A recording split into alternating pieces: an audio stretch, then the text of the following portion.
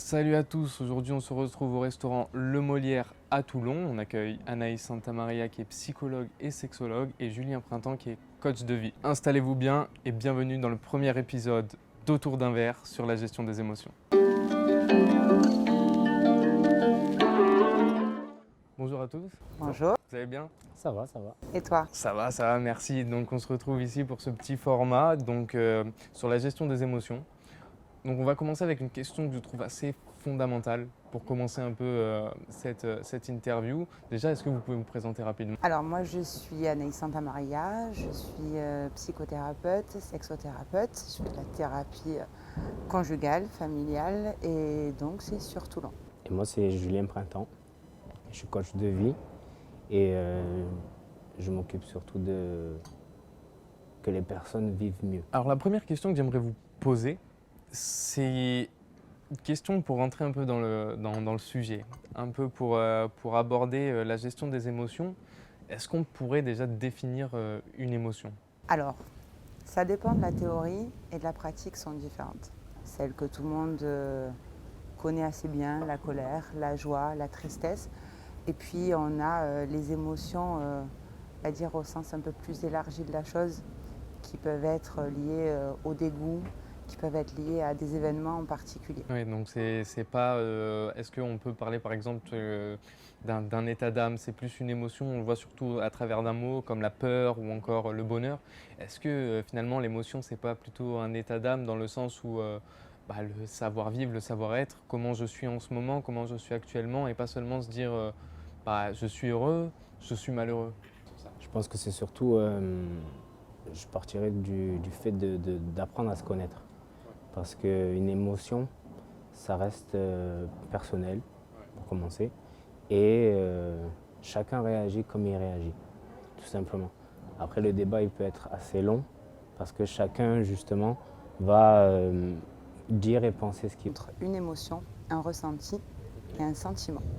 Ils sont intrinsèquement liés, mais ils sont malgré tout différents dans la façon de les ressentir et de les percevoir. Oui, voilà, c'est plutôt dans ce sens-là où je me disais plutôt que par exemple on va se sentir dans une émotion qui est la nôtre, par exemple on va se sentir un peu apeuré ou un peu attristé, on va commencer à se mettre comme on dit chez nous dans un mood assez négatif avec de la musique un peu qui part dans des côtés un peu sombres, voilà exactement un peu dark et finalement, voilà, comme vous venez de nous l'expliquer, une émotion, c'est au-delà de ça. Comme le dit si bien Julien, c'est quelque chose de personnel, ça nous appartient. Il n'y a pas quelqu'un en particulier qui va pouvoir parfois décrire ce qu'on ressent.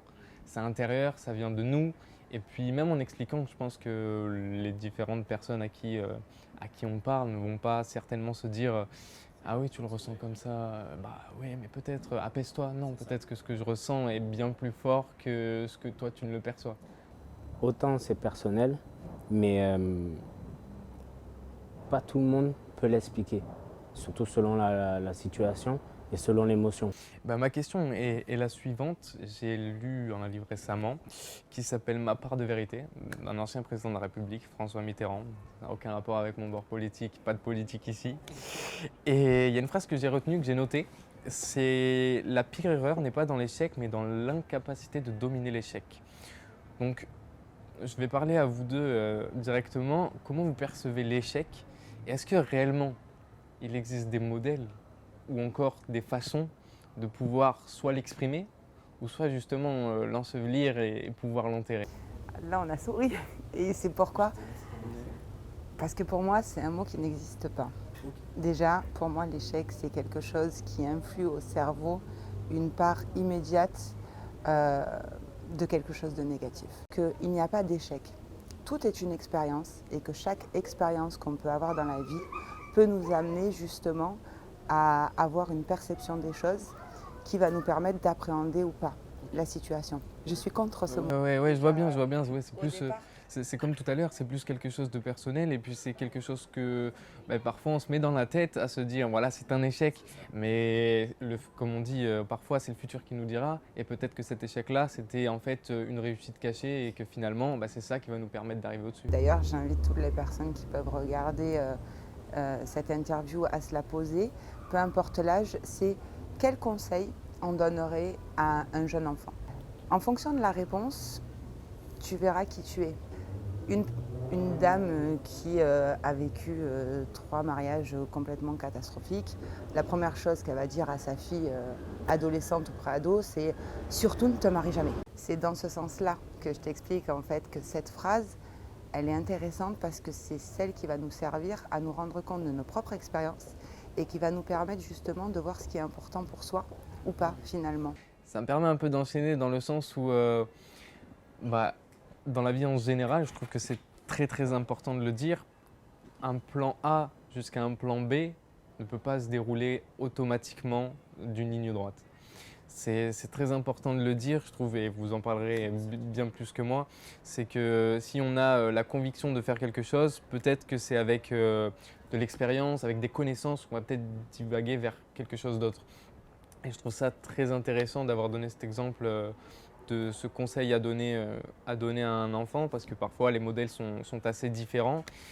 On aura par exemple un enfant qui va avoir le modèle de ses parents et qui va vouloir reproduire. C'est un peu comme on étudie en philosophie, voilà, on a soit un modèle qu'on va reconstituer, on va faire la même chose, ou soit on va faire totalement l'inverse. Pour arriver à faire en tout cas pour soi, c'est effectivement de penser à l'objectif ou au but qu'on se fixe, mais pour pouvoir gérer au mieux ses émotions, c'est de pouvoir au maximum le décliner en plusieurs étapes. Ça permet surtout de voir un avancement personnel, de ne pas être déçu, d'anticiper, mais d'anticiper entre guillemets de manière la plus bienveillante qui soit pour soi, de pouvoir gérer chaque étape comme justement des petites réussites vers notre objectif et pas de se permettre en tout cas d'échouer et d'être déçu.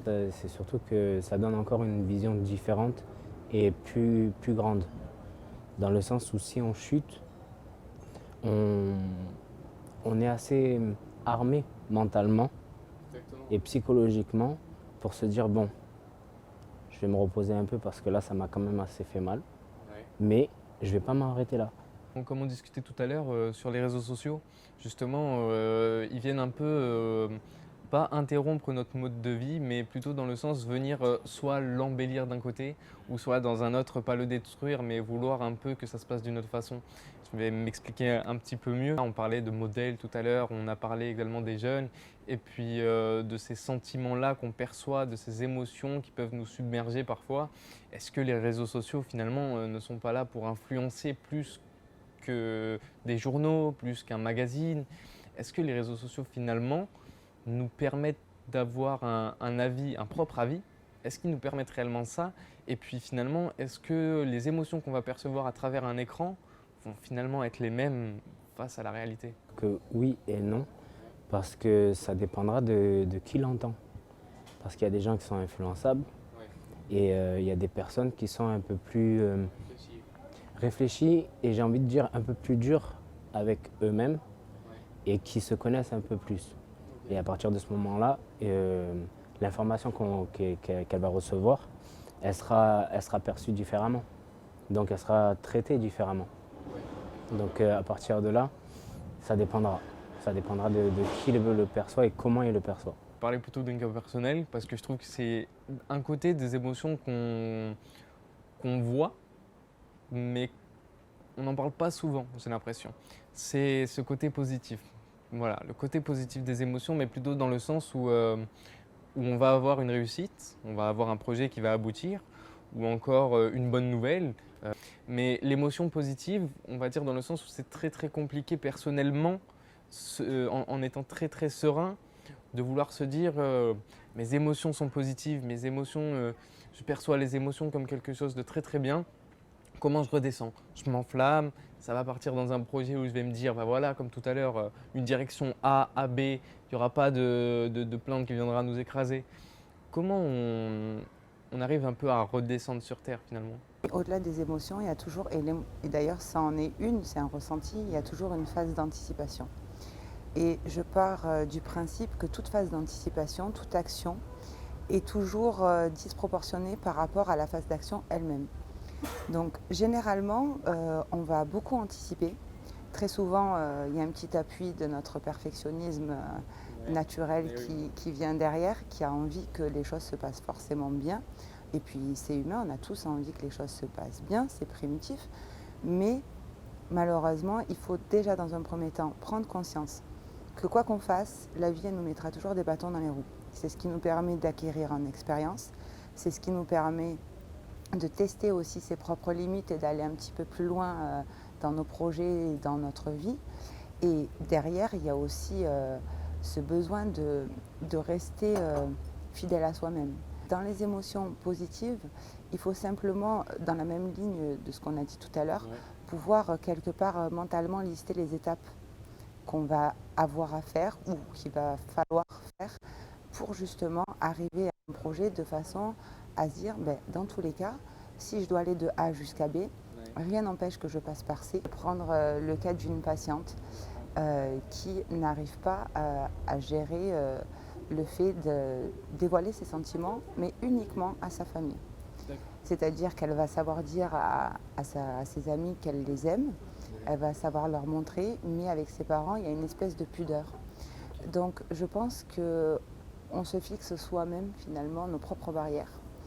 Et je pense aussi qu'en tant que jeunes, tous ceux qui sont de la nouvelle génération ne devraient pas autant se poser la question. Et alors que nous, c'est plutôt une génération qui n'arrive plus à vivre au jour le jour et qui essaye tout le temps d'avoir des objectifs, je dirais pas insensés parce que chaque objectif est atteignable si on s'en donne les moyens, mais surtout voilà, se dire voilà, dans 5 ans je vais faire ça et puis j'ai ce modèle-là et on en revient toujours à la question d'un modèle bien précis et finalement on se rend compte qu'il n'y a pas de modèle précis et ce serait bien que les jeunes qui nous regardent prennent bien conscience du fait qu'il existe plusieurs parcours, il existe plusieurs mentalités, plusieurs personnes différentes. Il n'y a pas un modèle, sinon ils seraient exposés dans toutes les villes du monde. Moi, il y a une phrase que me répète beaucoup ma maman si tu regardes la vidéo. Voilà, petit big up.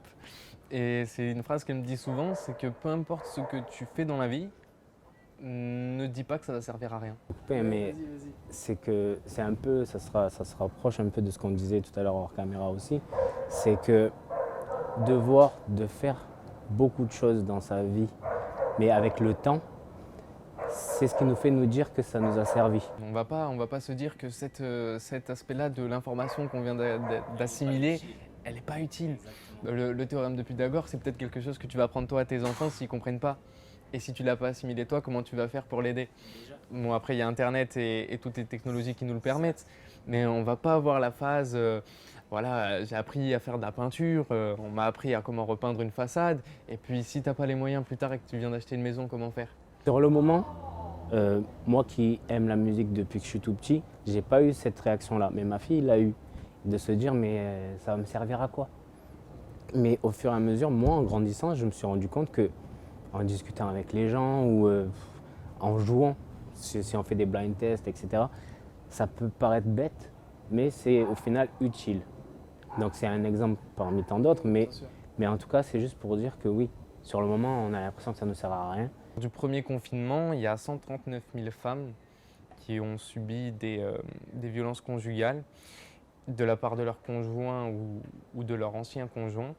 Donc il y a le numéro 3919 qui est disponible 24 heures sur 24 et 7 jours sur 7. Il vous met en relation avec des personnes qui travaillent pour l'État français et qui vont vous aider un peu à sortir de cette situation. Donc on va le noter, 3919, c'est très important. Donc en vient ma question, par quels moyens finalement on casse cette chaîne? On commence à se créer cette chaîne d'émotions où on n'arrive pas à s'en sortir et justement pour pas que ça se termine dans ces cas-là, comment on fait pour finalement revenir au centre de l'émission, gérer ses émotions? De quelle émotion tu parles quand tu parles de tout ça? Parce que tu nous as parlé de la peur, tu nous as parlé de violence conjugale. Dans la violence conjugale, il y a plusieurs choses. Si je reviens à ton point de départ qui est la peur dans cet exemple-là, la peur, elle y est chez tout le monde, la crainte aussi. Si je refais encore une parallèle avec ce qu'on a dit tout à l'heure, en se connaissant soi, on arrive à gérer un petit peu mieux aussi ses émotions. Maintenant, je refais notre parallèle avec ce qu'on disait tout à l'heure. L'idée, c'est de rester soi-même et de pouvoir éviter, en tout cas, de suivre ce qu'on peut voir ou ce qu'on peut entendre. Si on pouvait résumer en quelques mots, je l'ai bien compris, on a beaucoup entendu de prendre conscience de qui on est, de se gérer, de savoir d'abord comment se connaître nous-mêmes. Et est-ce que vous pouvez, en quelques mots, finalement, comment on gère nos émotions? Pas forcément attendre quoi que ce soit des personnes qui nous entourent et s'écouter soi-même, surtout. Parce que c'est quelque chose que pas grand monde fait et qui est assez important. Et que justement, à force de s'écouter, on commence à se connaître et au fur et à mesure, on vit les choses mieux. Ben moi, je te dirais déjà, je te répondrai pour conclure par une autre question. Est-ce qu'on a besoin finalement de devoir gérer nos émotions? Est-ce qu'on ne peut pas simplement se laisser aller, accepter les émotions comme elles arrivent? On est joyeux une minute, on est déçu une autre minute. Finalement, c'est accepter qui on est, c'est accepter que la vie nous apporte son lot d'expériences. Et finalement, évidemment, on sera toujours tous à un moment donné déçus. On sera tous hyper contents, on sera tous tristes. On vivra tous des choses différentes au niveau ressenti émotionnel. Mais l'idée de fond, c'est au plus finalement on se connaît, effectivement, au plus on est à l'aise. Après, on peut toujours écrire, on peut toujours se mettre dans une passion, mais rester lucide aussi sur les choses pour pouvoir les affronter et éviter de les reproduire à mal. Je vous remercie Merci à toi. d'être venu, de nous avoir expliqué un peu, déjà de par les réponses aux questions, ce que vous faites, même s'il aurait fallu, je pense, 1 heure de plus pour expliquer vraiment la science qui est la vôtre. Et on remercie également le restaurant Le Molière de nous avoir accueillis avec une gentillesse inéluctable. Un grand plaisir que je déclare cette première partie terminée. N'oubliez pas de vous abonner, de lâcher le petit like, de commenter. On se retrouvera peut-être pour un second épisode et en tout cas, je vous remercie. Merci beaucoup.